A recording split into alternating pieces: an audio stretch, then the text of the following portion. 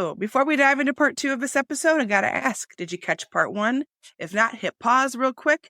You'll want to start from the beginning to get the full effect.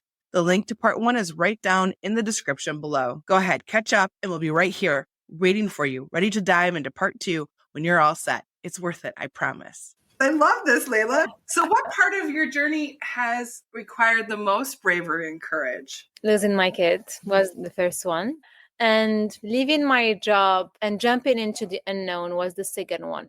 Because actually, when you arrive at a certain point in your career, you have security and you have built something. And when you have your family and the responsibility, then the security is important. Is it real security, though? Is it real security, Leila? It's a perception of security. It's a perception of security. And we all have kind of perception of security and definition of what it is. Yeah. My perception of security was having a job that I'm paid each month. And when I jumped into entrepreneurship, I could wait 6 months at the beginning to start being paid at some point. But then your first pay is paying you more than you would have had in your 9-to-5 job. Like the patience to get through it, and also the trust that it will arrive at some point, because if you don't trust that it will arrive, you will not do all the actions. Yeah. And trust is not just sitting here and saying, oh, I trust that it will arrive. No, it's just working your way through it and saying there's no reason why I will not succeed. There's no reason. Yeah. And it will arrive some point, and not putting the pressure on when it will arrive. And this is a big mistake that I did at the beginning of my journey. Yeah. The pressure, saying, if I don't succeed in 6 months, then I going back, or I'm doing this. But then when I started failing, is I reached the 6 months and didn't reach my result. Then I dropped this. And when I dropped the expectation, then I started really moving. And my business started really moving. It's dropping the expectation. And as I say, I don't know. And it's okay. And it could be amazing, and it could drop at any time. And releasing the pressure, I started moving with my heart. I started moving with my soul. I started doing my best. Doing my best was the most amazing thing I learned on my journey. And it took me moving from control to, what do we call it? Surrender. Right. And surrender into the journey. And the new definition of surrender, because at the beginning I was hearing, oh, you need to surrender. Surrender is like, oh, surrender. And then who's going to run? No, this is not the surrender. Surrender is not doing. Surrender is not being attached to the results. We all want that positive result, right? And this is what creates frustration. Having expectation, not reaching the expectation. But when you don't have the expectation, keep going. It doesn't affect you. It doesn't stress you out. But there is some reality check here. Like for me, my husband has a very good job and allows me to grow a business without a whole lot of expectation of monetary. Whatever I bring in is great. It helps pay for house improvements and vacations and a new car maybe or something like that. It's not required to pay our primary bills. So that has given me freedom to not be so focused on the results, because I have this amazing support of my husband's financial contributions. Not everyone who's listening has that. So how do you not attach the result to your livelihood and to like that human need to be secure? How do you do that? I love this question because I don't feel that with only the salary of my husband, we will have the lifestyle that we have today. So I don't come from a situation and say, oh, everything that I bring in is just cherry on top of the cake. No, that was not the case. And leaving Paris to come to Morocco, I needed to have the revenues that enables me to come here. I left, I was 18 years old. I don't have a network here. Okay. I don't used to have. Now I do have. But when I just came, nobody knew who I was. And something that I always advise my friend to do and my clients to do is build your financial security first. So when I started the entrepreneurial journey, I didn't say, oh, let's go start an entrepreneurial journey. Let's just quit and move on. It took me time. And the time that it took me is, okay, now I have a 9-to-5 job that pays for my bills. Let me build the financial security so that when I unplug from that, I don't use this entrepreneurship to get the money, because it's an energetic field. It's really energetic. When you're really attached to something, it doesn't really come. And there are different levels of wealth. There is the security level and the provider level, okay? And then when you have this provider level, it's the security. If you don't have it, your mindset will always be on the provider. So it's important to unlock this provider. Would that be with your partner? Would that be with heritage? Would that be with you building your own security? And this is what I've done for me. I've built my own financial security before leaving. And then you open doors to possibilities. Yeah. I didn't really have that opportunity though. I was a VP of marketing making very good money.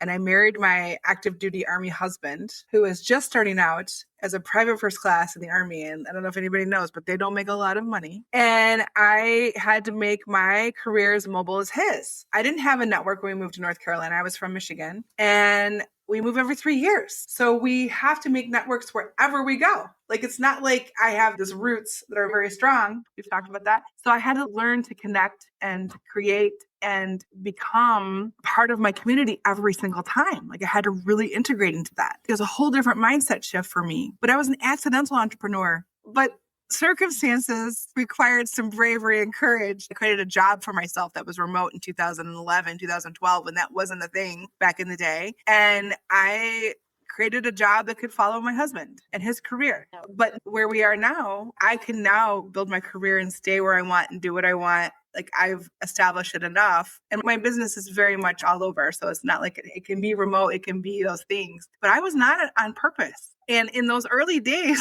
I remember, because I used to go on vacation, I owned my own house, I did all these things. In those early days, we couldn't pay our cable bill. And I remember looking at my husband going, this will never happen again. Yeah. And it was like something in my mind changed of, this isn't just a job anymore. This is going to be a business and it's going to be successful. And I don't know what that looks like yet, but it's going to be something. And we are going to be able to pay our cable bill. I think my energy changed entirely that day. Yeah. Of there's no options. This is it. This is going to happen. And it was a mindset shift of, well, I'm just figuring it out, to, no, it's going to happen and I'm going to figure it out. Whatever it is, I'm going to figure it out. So there's all these little moments in your journey as an entrepreneur of deciding how to show up, when to show up, what you need to get to that next level, whatever that is for you. For us, it was the cable bill. And what's so ironic is we don't even have cable anymore. We have streaming. And that was a very eye-opening experience for me. This is only $75 and I can't afford to pay it. It just changed everything for me and how I wanted to pursue my business.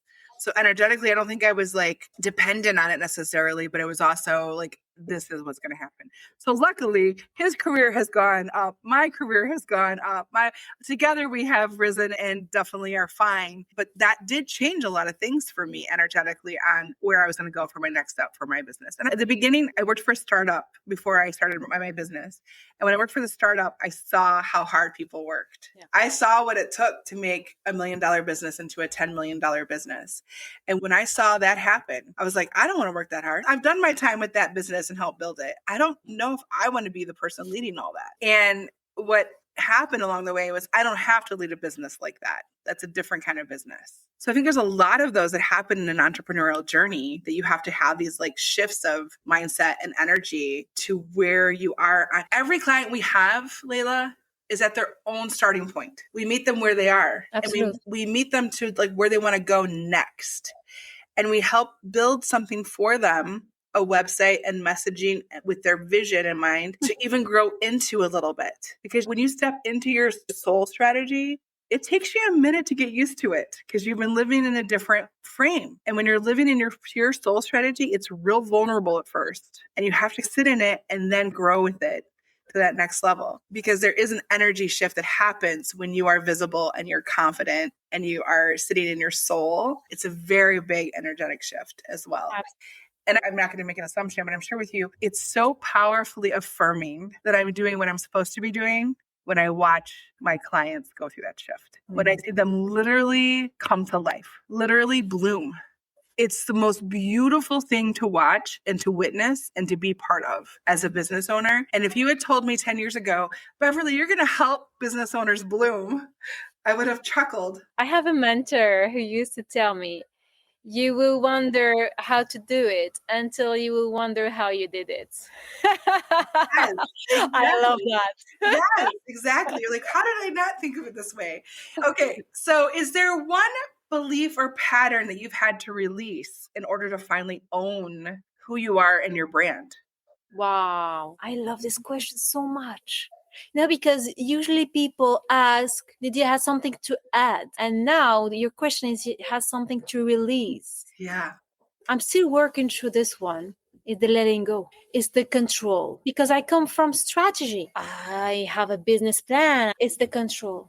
And the control of situation. I need to control this. I need to make the situation really perfect. Control the outcome. Control being in perfection, waiting for the perfection to launch something. I found myself that when I put that, I shrink. I spend more time thinking than doing. And actually, the entrepreneurial mindset is to do more than to think, because you will learn from the doing. So drop in the control and drop in the judgments. Drop in the judgment. Oh my God, I look this way. Oh my God, I talk this way. I call it the monkey in my head. I have too many monkeys in my head. I call them the flying monkeys from like Wizard of Oz. The flying monkeys. You literally have to bat them away. The doubts, the fears, the distractions, the imposter syndrome, the perfectionism, the control. You have to literally bat the flying monkeys away. Yes. And now I was judging the monkey. And now I'm sitting with the monkey. I was like, hey, monkey, let's dance. Hey, monkey. What do you have to tell me today? Let's dance. Okay, you are afraid. Okay, it's not perfect. Let's dance. So just for my listeners, Leila's over here having her own disco party. She is dancing. She's having a big old time. She's dancing with the monkeys. I love it. That is a way you're actually welcoming them. Come on in. Let's dance. Let's figure this out and move on. Absolutely. That's such a powerful, it really takes it one step further. Let's dance with the monkey. Yes. Even in Wicked, the monkey started out as Elphaba's enemy, and then they started to fly with her. So it's the same thing. Let's just take the monkeys with us. Yeah. Okay. Let's bring the monkeys on. This is such a great reframe. I love this so much. It may end up in my book, just so you know. We'd love to read it. Yes. I have a draft in play and it's coming out soon. But yes, I talk about the flying monkeys because it's wickedly branded. Like I have a whole Wizard of Oz kind of thing that I tell, and I will have to say now you have to dance with the monkeys. Yeah, that's a great one. And I use the monkeys because my book was out in May, and I have a forward by Elisabeth Meronneau, which is an ex-French minister of equality in France. And I use an analogy of the monkeys, which is a bit different when I say we are not monkeys. I don't know if you've heard a story about the monkeys that were put in a cage. So they put monkeys in a cage with bananas in the same cage. And each time a monkey tried to grab a banana, then they should feed him with water, a lot of water. So it's powerful.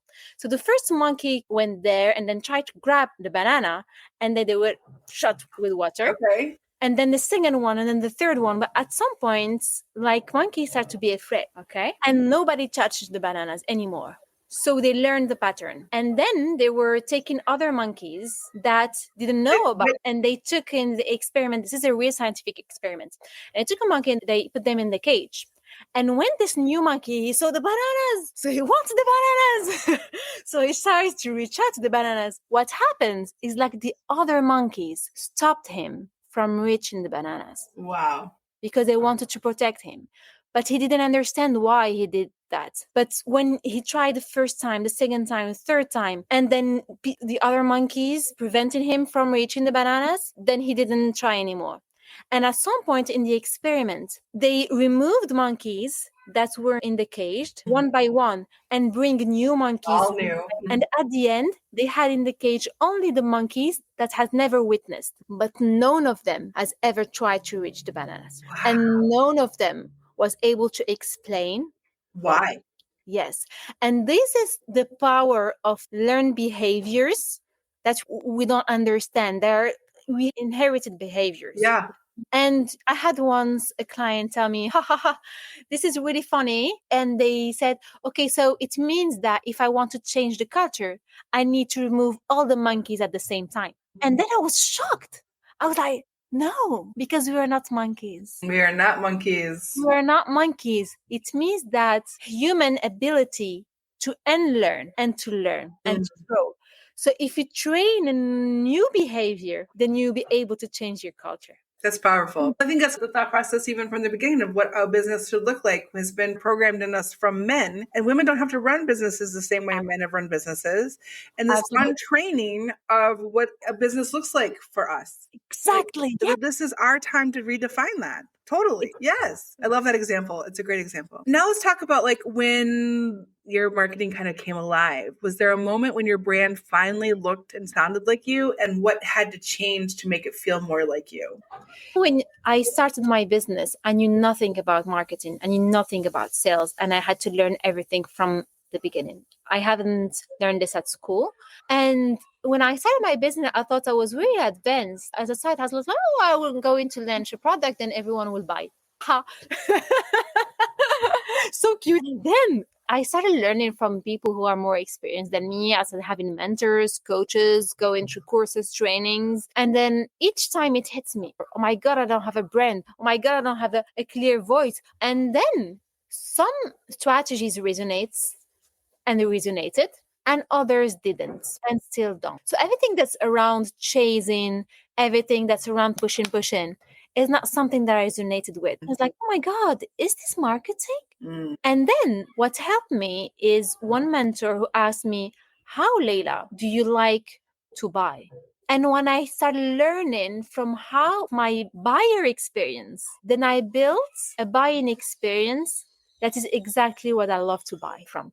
I hope that I will get the results out of the money that I invested. So it's an invitational base, always invite. Mm-hmm. And when I learned that I can do it my way, you know what you said, like it's a feminine way. We invite, we don't chase, we invite. Then business came to me more effortlessly than I was trying to chase. I always say serve, not sell. Yeah. And I had to learn from Americans to get that. This is so American. Is it really? Interesting. Serve, not sell. Yes. It's being conscious about it. When you try to learn, you learn from everyone around the world. Right. Then when I see, for example, in my country, we're very welcoming, very welcoming. Mm-hmm. If you come someday, like everyone will be smiling at you, everyone wants to serve, everyone wants to help. And this is our nature. We want to help, we want to serve, we want to receive, we want to welcome. And people witnessed that in the World Cup. A lot of people didn't know about Morocco, and then when it was on the Carter, and then we see like everyone like just playing with their heart and trying their best, and they're in front of very big players and so on, and just collaborating and having this relationship with the family, with the culture. It's rooted in us. And when I started listening to that, it just became effortless. When you start listening to what feels right, what is who you are at your very core. There's a lot of theories on selling. There's a lot of theories on marketing, but it doesn't necessarily mean that theory works for you. The one thing I would just caution is just be sure that you're not buying out of your own pocket. Like you're not selling out of your own pocket.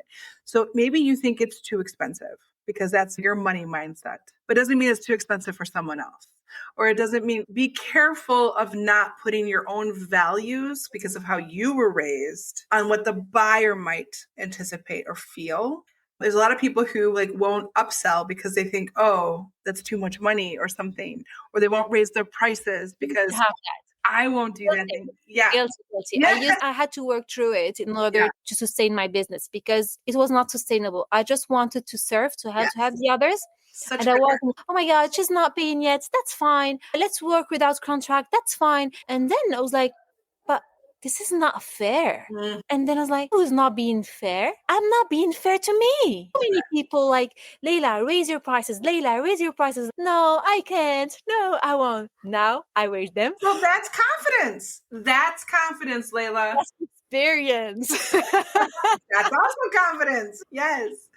My clients, I had my clients tell me, I bought this from your competitor that is 10 times more expensive and yours has more value. So please raise your price. Yes. And I think sometimes if you have a lower price, people don't see the value. They think it's not worth it. So they're not going to necessarily do the thing. I was listening to Seth Godin talk about speakers. He was like, there's a hump and a hump, like in between the hump and the hump. So there's the first hump is the speaker who charges nothing and goes and does the speaking.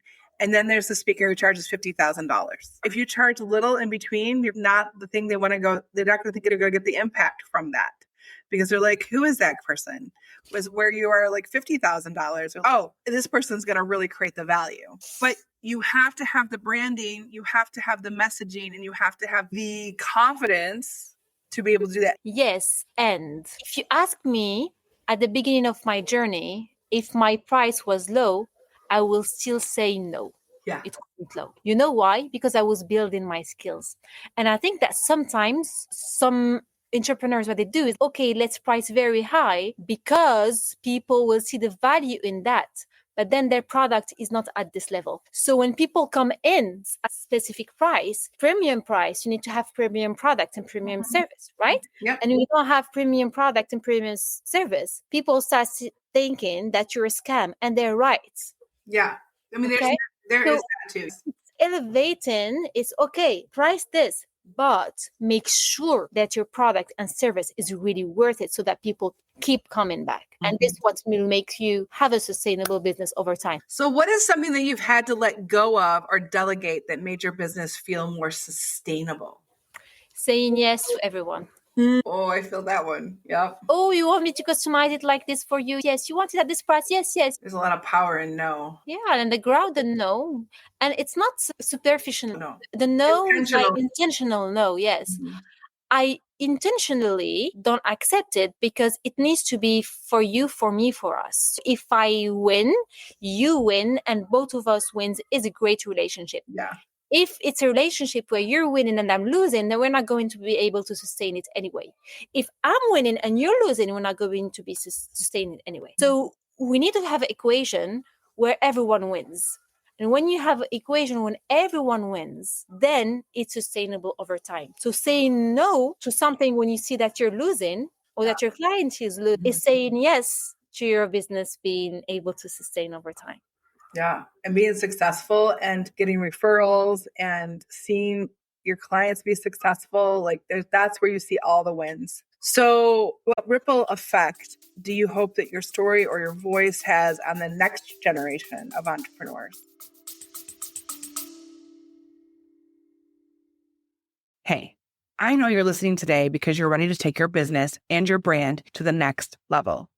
But if you're being honest with yourself, maybe even feeling a little bit lost, but you've got this big vision and you know that you're meant to make a bigger impact. But sometimes it's so hard to know where to start and which direction to take. Does that sound familiar?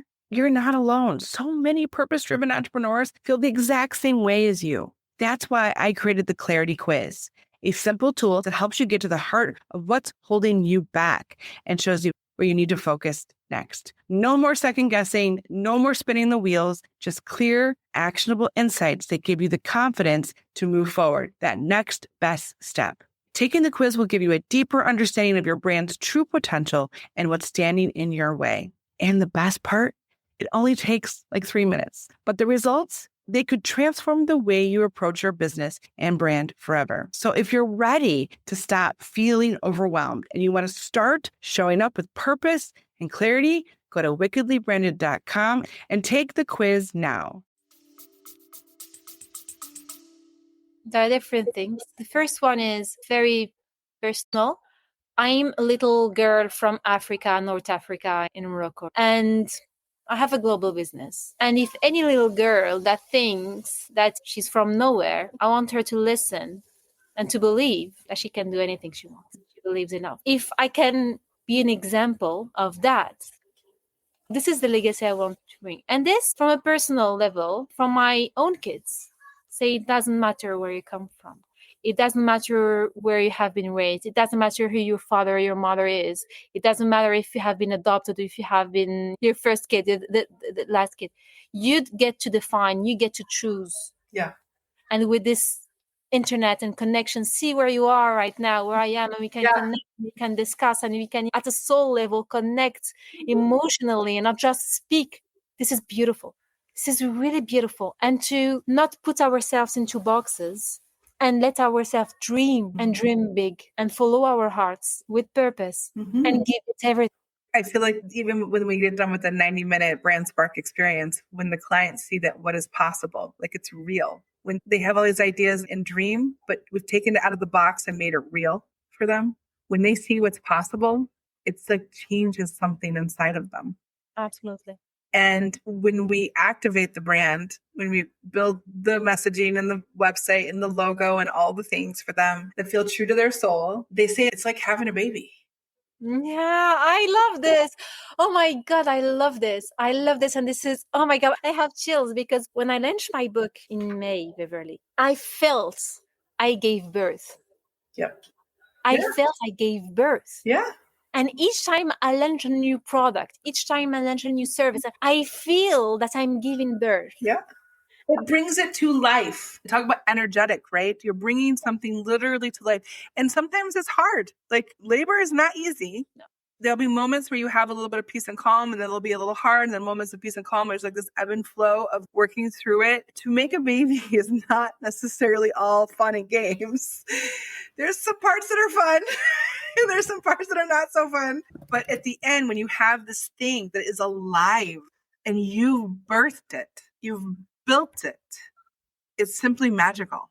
It's so when we activate a brand and we give it life, I say in my intro, I boldly bring it to life for them. It really is something so extraordinarily special to see something come to life with some other human. You co-created it. One of our core values is fusion because they're brilliant entrepreneurs that we work with. These amazing women who are purpose-driven and big-hearted and want to magnify their impact and do all kinds of good things in the world. They're usually overwhelmed overachievers who want to do all the things, and they're brilliant. And then you bring in some really good marketing to go along with it. It creates an action. It creates a reaction so powerful that it activates and brings something to life that wasn't there before, that was simply not there before. For me, that ripple is so powerful in bringing things to life and seeing the power of what is possible for my clients. It resonates so strongly with me, what you say, Leila, because I think that is what gives me purpose. That is where I know I need to help people. So I have this really fun magic hat. It's purple and sparkly. And inside of here are some questions. These are more rapid fire questions. This is like a lightning round, but it's my magic hat round. What is the worst advice you've ever received? Keep going. Keep going? Yeah. Why is it the worst? Because when you go in on the wall, then you need to turn, not to keep going. Ah. Yeah. Don't hurt yourself going through the wall. Yeah. So work harder. Yeah. Work harder. I would say rather than keep going, work harder. Yeah. Oh, it's not working, work harder. Yeah. What's one thing that people overcomplicate about business or marketing that's actually really simple? The first move. Sometimes we plan for the 3-5 years and we get in our heads, but the first move can be simple. Yeah. First step. Just take the step. Yeah. Yeah. Yep. What's one thing you believed about branding or marketing that turned out to be complete BS? That it needs to be polished. Progress, not perfection, people. Progress, not perfection. If your business had a voice, what emotion or word would it embody? Soul. What is one thing that you wish more people understood about your business or industry? Liberation. How has running your business changed you as a person? Feeling alive. That is the end of my magic hat round. These were so good. I loved it. So I do have a magic wand as well, because what fairy godmother doesn't have one? And you have to have one, right? So I'm going to wave the wand and I'm going to go back to Leila before she went into corporate America. And I would love for you to give her a piece of advice that you wish you'd had before. What advice would you give her? Take it easy. In what way? Take it easy on yourself. Stop beating yourself up. What would she think of you now? If that young girl could talk to you and see you now, what would she think of you now? What would she say to you? That I'm crazy. In what way? Because I achieved something that she would have never thought possible. Never thought possible. Yeah. Both for the others, but not for her. Oh, interesting. Interesting. I'm going to wave my wand and we're going to go into the future. What do you hope that people say about your brand 10 years from now? Unconventional and unconventionally liberating. It's an unconventional way of doing business that works and that actually brings results. Do you think in 10 years it will still be unconventional? I think it will be obvious. I hope it is. And maybe people will think, how were you able to make business out of that? This is obvious that all business should operate this way. At least I hope that it will be the case. Yeah. Like, why didn't we do that before? I wanted to be like Russian, you did like, duh. Yes. So good. So good. Leila, where can our listeners connect with you and your work and learn more about your books and your work? Yeah, I have a LinkedIn profile with my name, Leila Lahbabi. I have a YouTube channel that I just started where I recorded the series of videos to explain everything that I'm explaining in the book. So everything is there.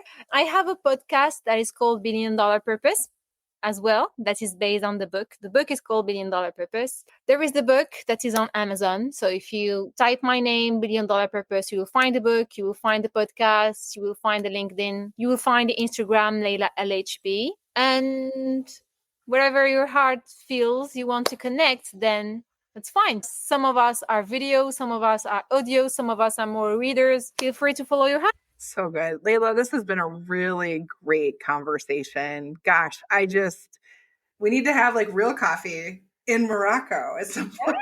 Yeah, you're very welcome. I've heard that Moroccan coffee is very good, so maybe we have to have it there. I really appreciate your time today. I'm so glad it happened today. Me too. And I really have enjoyed it. And for those of you that are listening and thinking, wow, I want this kind of clarity and confidence in my brand and in my business, you reach out to Leila or to myself and book a Brand Spark session. You just have to go to wickedlybranded.com/call. So I hope you found this episode of the Sparking That Your Marketing podcast as inspiring as I did. Please stay tuned for more episodes. And until next time, keep sparking and igniting. And that wraps up today's episode of the Sparking That Your Marketing podcast. Remember, confidence is built one intentional step at a time. And every time you show up for your brand, you are proving to yourself and to your audience that you are ready for more. Speaking of more, I have something really exciting to share with you.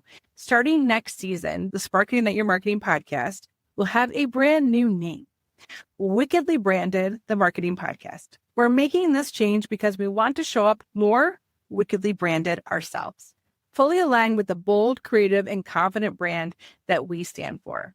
Back in March, we updated our entire brand from BC and Associates Marketing to Wickedly Branded, more bold, sassy, and magical brand that we truly feel resonates with us and the magic we've been creating for our customers for 13 years. So in season 6, we'll take everything you've learned about building brand confidence and business confidence and confidence in yourself and move it into the next phase. We call that brand activation. This is where strategy meets your soul and we bring your brand to life with visuals and voice and a vibe that's undeniably you. So keep tuning in, keep building that confidence, and get ready because season 6 is going to be the spark that ignites your brand. And it's where we'll dare you to be wickedly branded.